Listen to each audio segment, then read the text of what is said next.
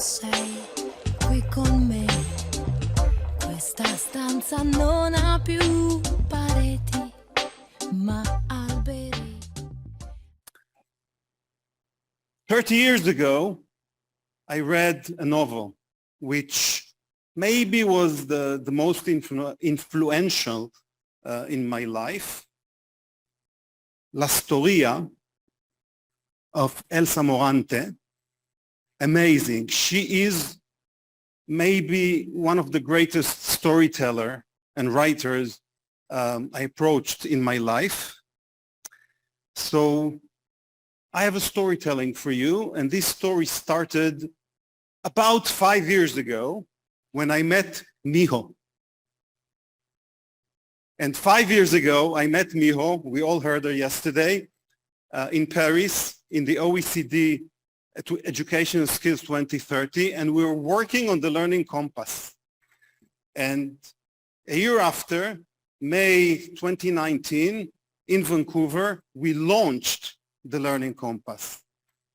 And I came back to Israel, I embraced the Learning Compass, and I decided that this is going to be my ecosystem for future curriculum development. So everything that I'm going to talk about here stems from this point. So now we can start talk about time and space in 21st century schooling. Einstein was quoted here yesterday, and I think that this is one of the greatest problems we all have as educators, maybe not all of us, but we cannot solve our problems with the same thinking we used when we created them.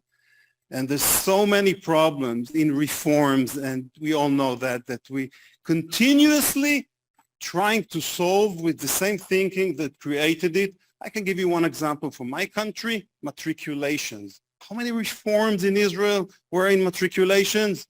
I can't count them. But the problem is the matriculation itself, and we talked about it. I'm not the first one to talk about the problem of testing. Another thing, you know, we saw on Andreas Schleicher's presentation yesterday, Israel was number one on the gap between the best and the weakest. Number one. Israel likes to be number one. Israel also, according to Andreas, is number one in curriculum overload. So we don't really want that. So we must change. We cannot afford anymore to solve our problems like that. No, we have to change it. So I have my own solution, which I'm running in maybe 14, 15 years. It's called disruptive innovation from Plato and Christensen. But in the last 4 or 5 years, they changed it. They didn't change it. They evolved into dual transformation. And I think dual transformation is something we all need to understand, perceive. So let's have 50-second video with the explanation of dual transformation.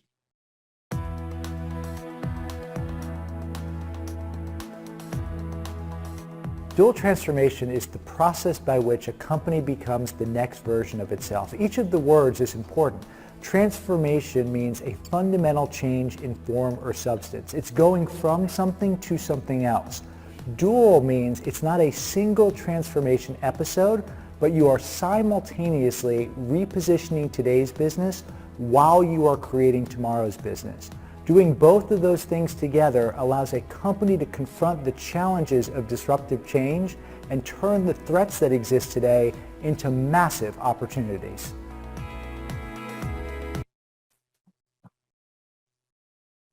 Let's replace company with schooling.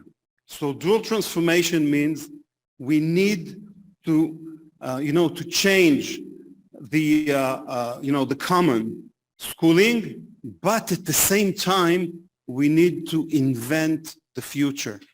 it's a dual transformation process. And we have to forget about dichotomy thinking, because in education, that's my 30 years experience in education, lots of dichotomous thinking.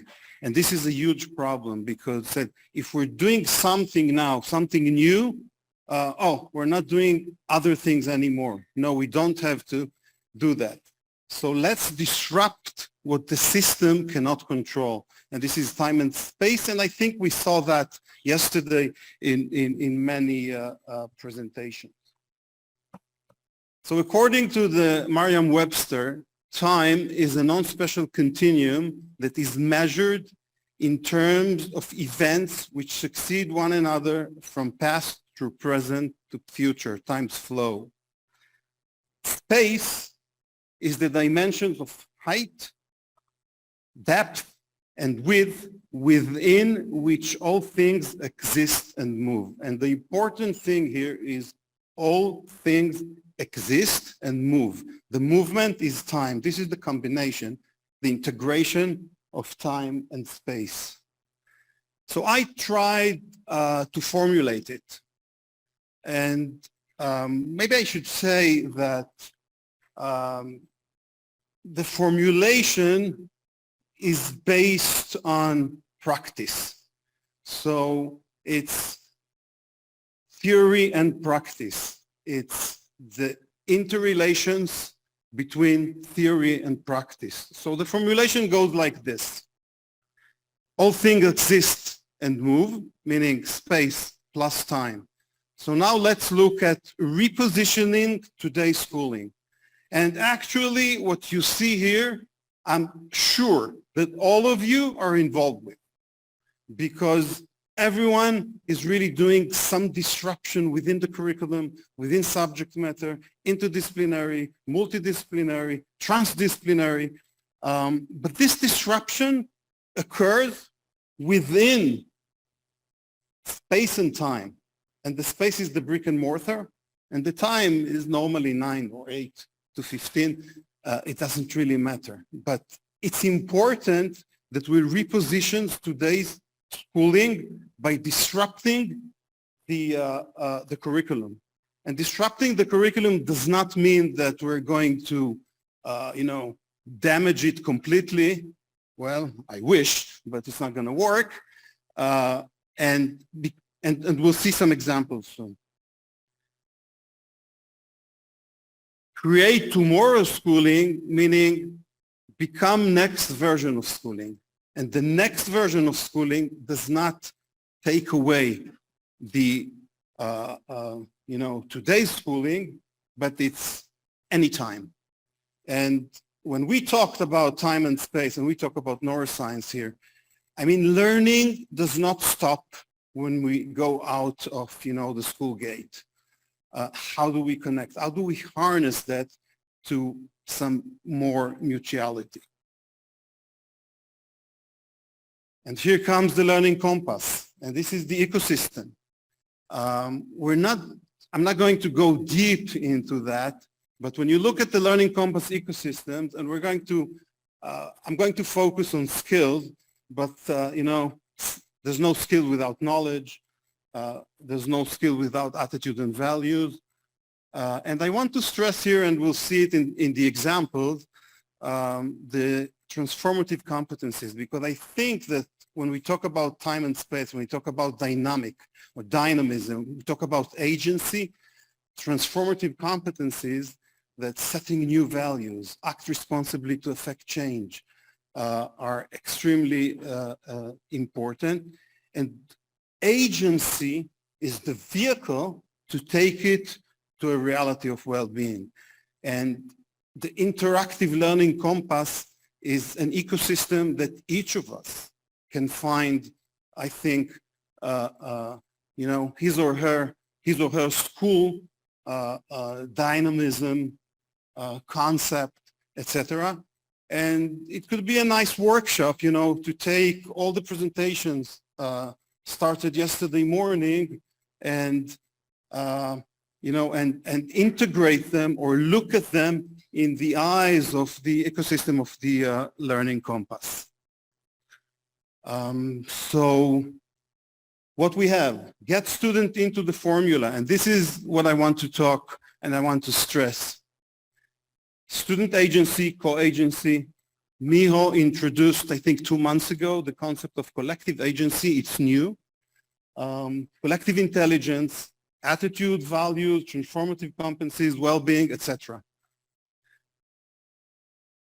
I think that in this journey, or, we're very excited, to get the new curriculum and 21st century skills, etc. To some extent, I'm not saying that it's completely like that, but to some extent, we forget the students. We do have the student group in the OECD Education Skills 2030. However, we tend to forget the student when we start to talk about redesign the curriculum. And if we talk about student agency, we have to talk about, and co-agency and collective agency. We can't take the students out of the formula. The students should be our partners, should be co-designers, and they do it even better than us. And we had examples. So I want to share with you my Moldova experience. About 6 months ago,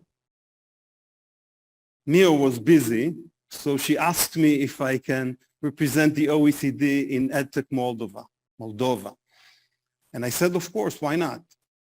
And I talked about Skills 2030. And I divided, like, if you go to the learning compass, to the 3 types: cognitive and metacognitive, social emotional learning, and practical and physical skills. And then they presented me the day after the new national tech program or project of Moldova. And they asked me, what do I think about that? And I said, you have a real great, project. You're just missing one small part. And unfortunately, it was true. And I said, there's no pedagogy. You have Microsoft for the software. You have lots of courses on design and web design and graphic design and all these kind of things.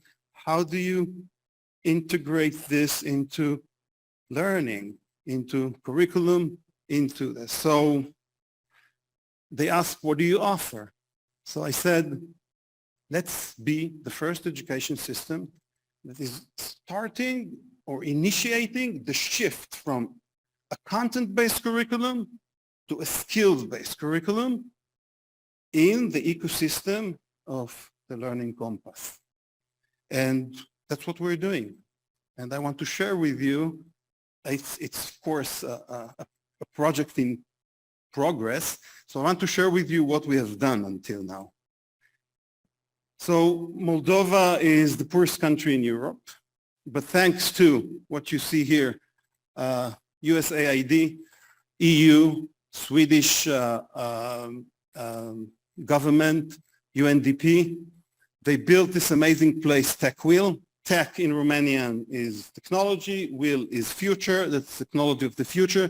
This place is high tech, like I've never seen. We don't have a place like this for educators in Israel. It's open 24/7, 365 days a year. And that's the space. And what you see here, it's a design sprint that I ran the end of August, less than 2 months ago, in Chisinau with 60 educators representing the first 25 schools that are part of the, it's called Tech Wheel in Every School project. And we were conducting a design sprint, which is based on design thinking, lean startup methodologies, I will explain. And in 5 days, we had 7, actually in a day and a half, we had 7 skill-based modules developed by principals and teachers for their students. And when you got a space like this, you have the energy, but you need the method. And it's very important also to note that it was design sprint is something that goes in the industry for like 4 or 5 years. You start Monday, 9 a.m., you end Friday, 5 p.m., and you have a product. And it's a really speedy and agile process. So I took it into pedagogy with a lot of, I was shaking, but finally, thanks to the students, it was amazing. So I want to share with you just 2 examples. One of repositioning today's schooling, how one group disrupted the curriculum. And the idea was that when we worked, the first 2 days were developing the modules within the Learning Compass ecosystem. But the most important thing was this: they develop, they reflect. Develop, reflect. How do they reflect? In the group, but they presented to each group. Each group presented to the other groups maybe 6 times during this week.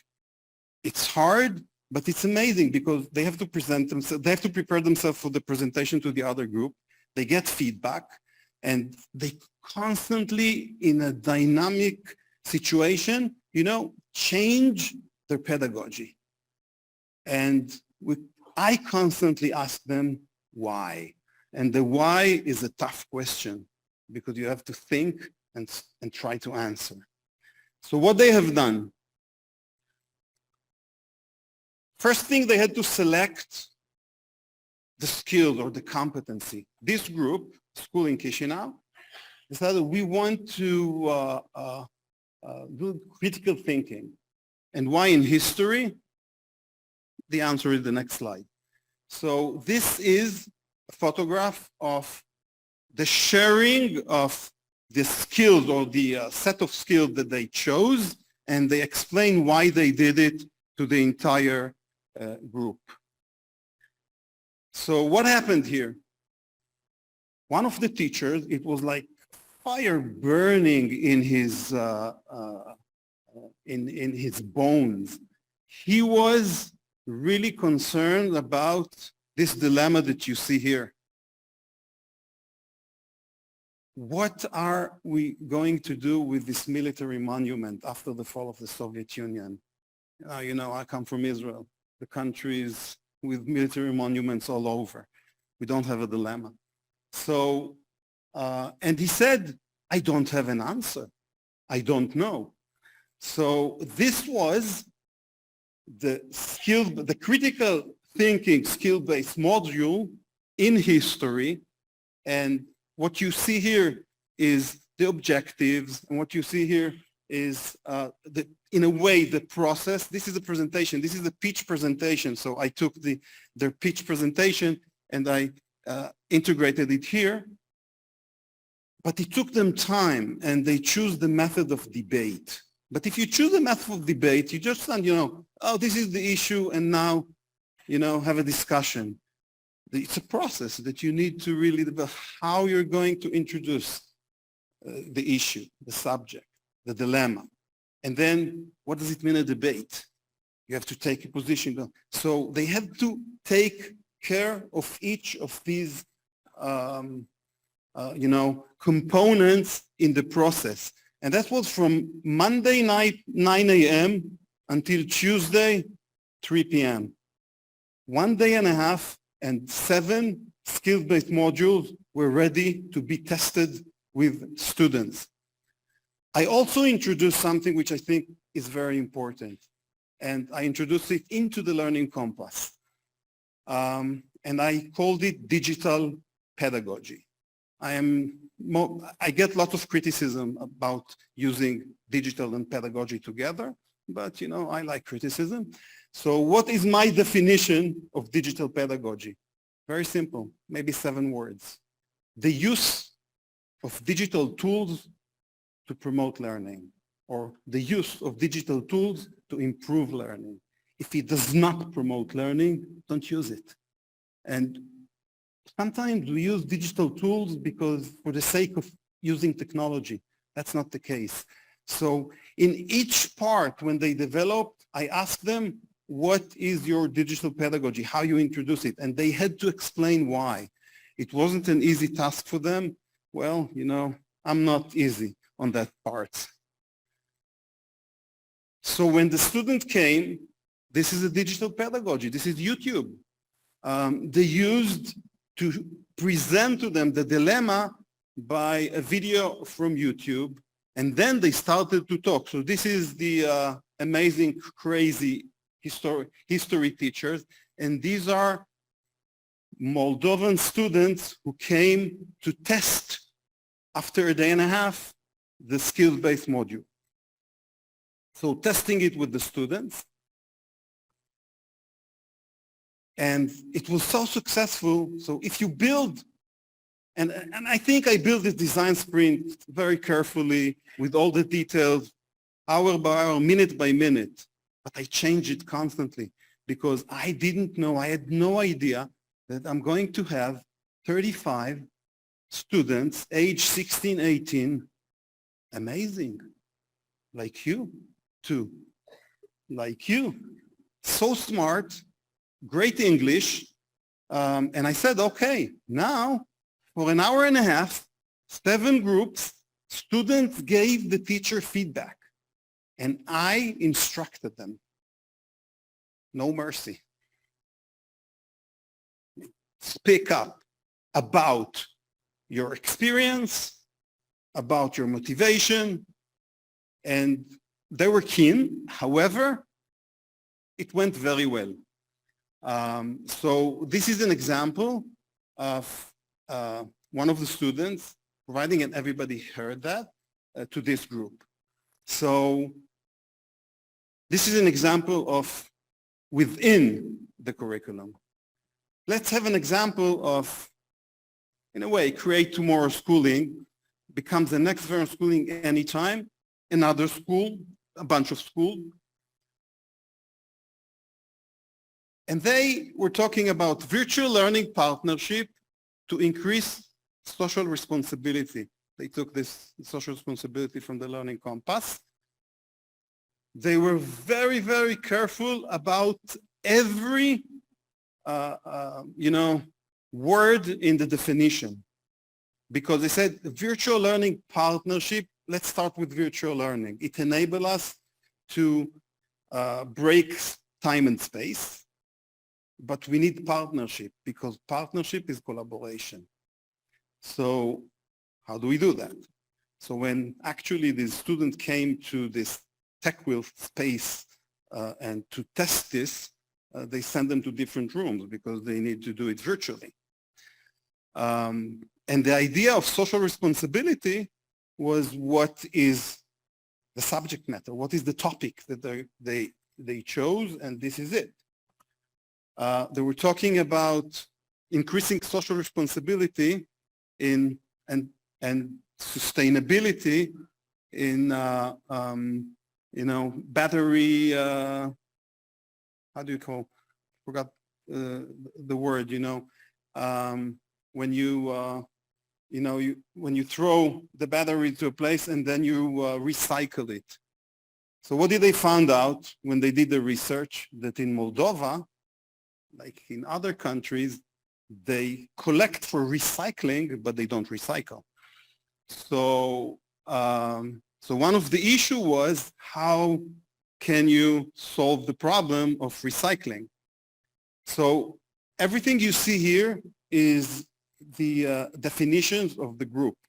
Virtual education partners increasing social responsibility, mastering strategic skills, improving decision-making, and promoting transdisciplinary, not interdisciplinary, not multidisciplinary, transdisciplinary, because we're going to something new that even the teacher didn't really know how to move it forward.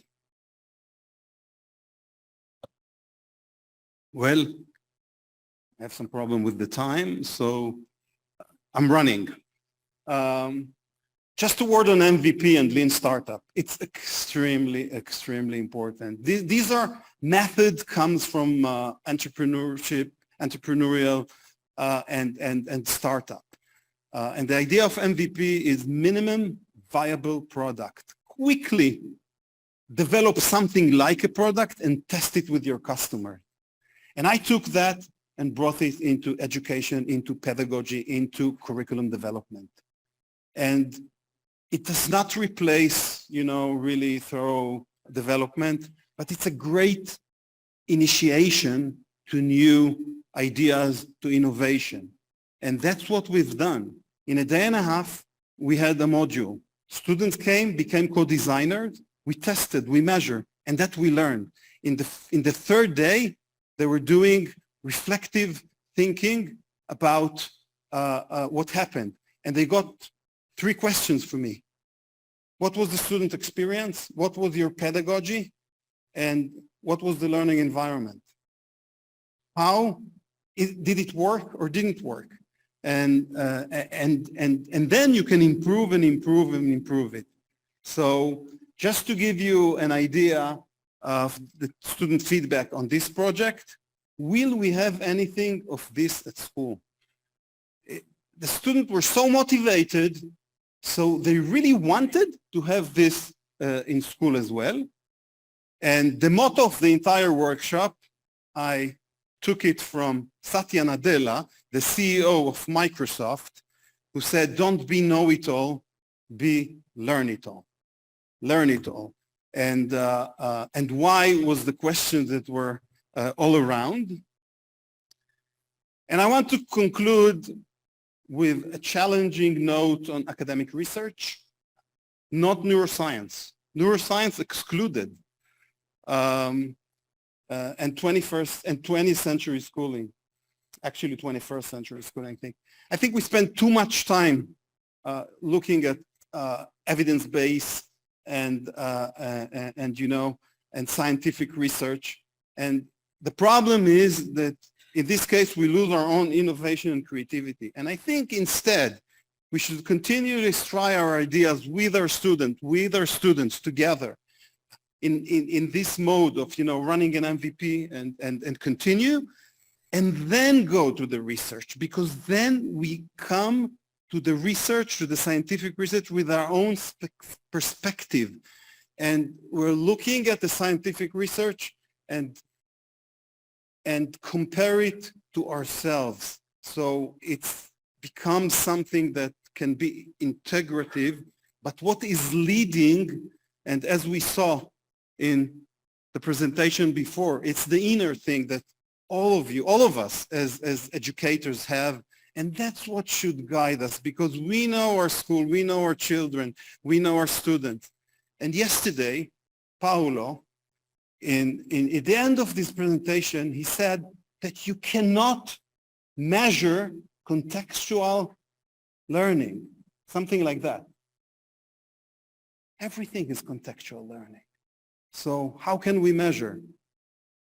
So let me end with one example.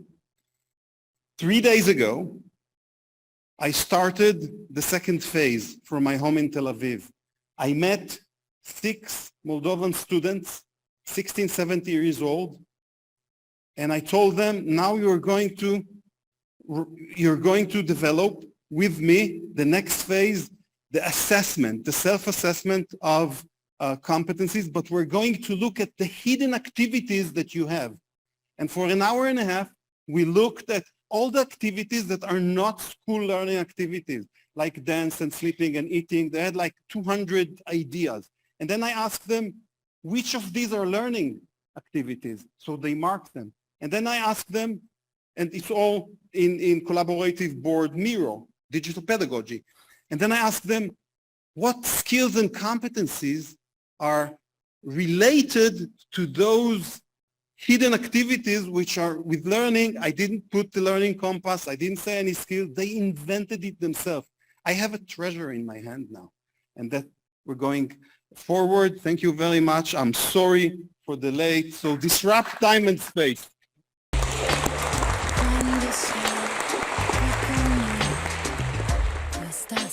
stanza non ha più pareti, ma